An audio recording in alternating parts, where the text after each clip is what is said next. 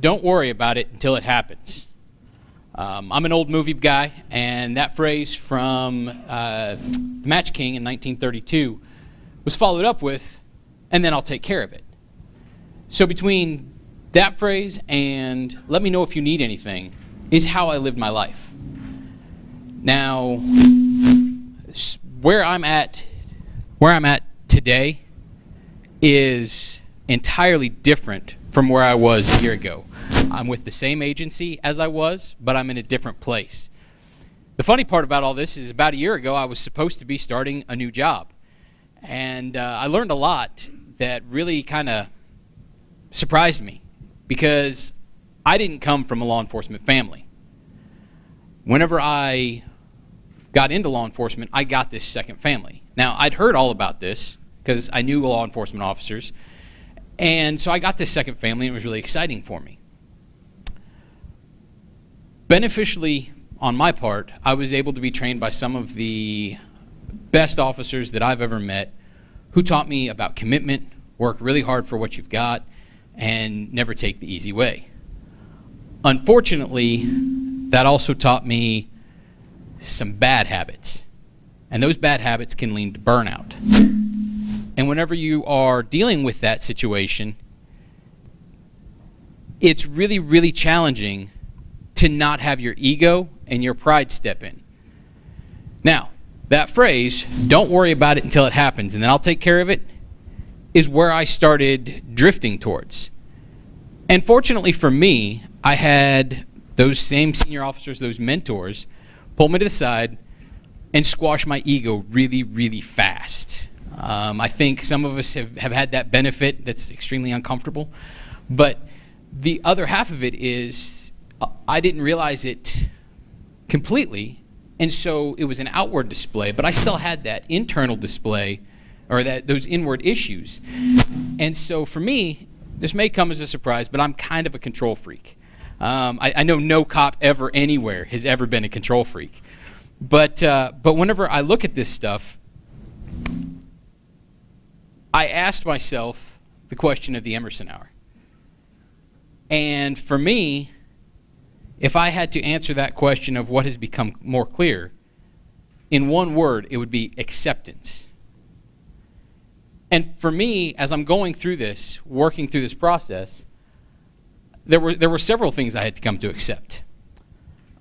Number one is I don't control everything. And we all, as a matter of fact, I have every officer I've ever trained. You control the things you can control, and the things you can't control, you don't worry about. It's great advice. I just should have followed it. There's something about lying in a hospital bed, seeing your career goals walk away from you, that reinforces you're not in control of anything.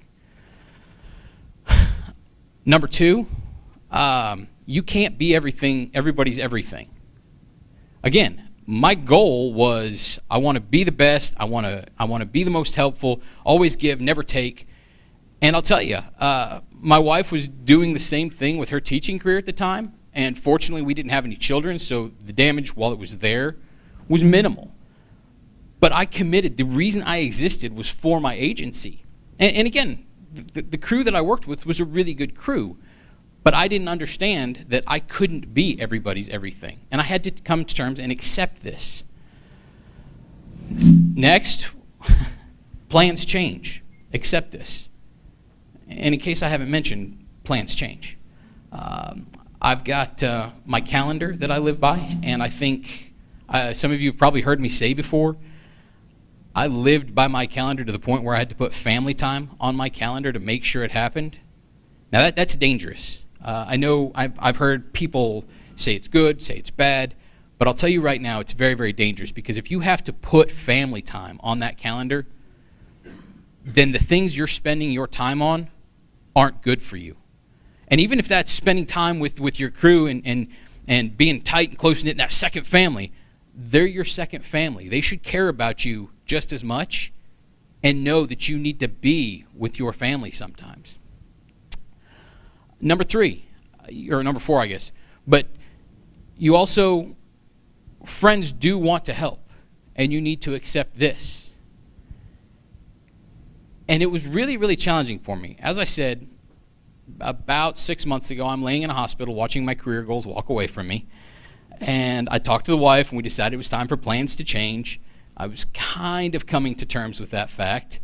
So I get the good pleasure of walking into my boss that has been one of my oldest law enforcement friends and saying, hey, remember that letter of resignation? I'm going to need that back. And it was the second most awkward conversation. The first was when I asked the sheriff that I ran against if I could have a job, which fortunately they both said yes, so I'm still employed. That's great. But while I'm working through this, my wife presents me with a backpack full of cards from my coworkers. And I had told my sheriff and one other guy that I work with, I hadn't even told my undersheriff what was going on in my life.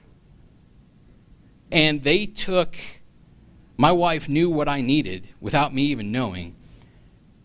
And as I'm going through these cards from these guys that I've worked with, some of whom I've trained, the most sincere cards are from those guys that I've trained. And it really just kind of hit home.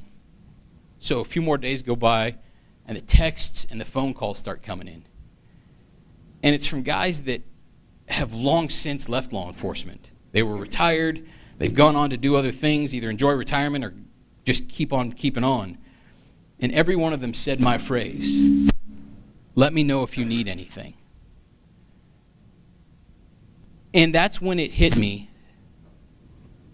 that this room right here, right now, with all of us in it, that's why it's so important, is relationships. Because if you are not building those relationships, good, strong foundations, you're letting so much pass you by where you could get the help that you need from the people that care about you. And so as you're going through this, you know, I'm not saying ILEETA should become a cult, although it may already be. But what I've come to realize is God does put people in our lives. And we need to take these opportunities and not let them pass us up. Now, every year that I've been here, I've heard, make sure you network, make sure you talk to people, make sure you make new relationships, and no Facebook friends that don't count. And I've taken that, and every year I've learned something new, and I've made a new relationship that I didn't even see coming down the line. And that's why, if I sum it all up, the takeaway from this whole thing is, in acceptance lies peace. And this is a quote from Amy Carmichael back in the late 1800s, early 1900s.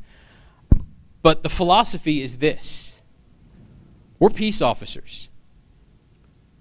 We generally look at that responsibility as keeping the peace and bringing peace to other people. But we can't bring that peace if we don't have true peace. And so coming to terms with those things that are our challenges, and getting the help that we need, and recognizing that we don't run everything, and all of those issues combined, that's what has become clearer to me, is acceptance. Thank you.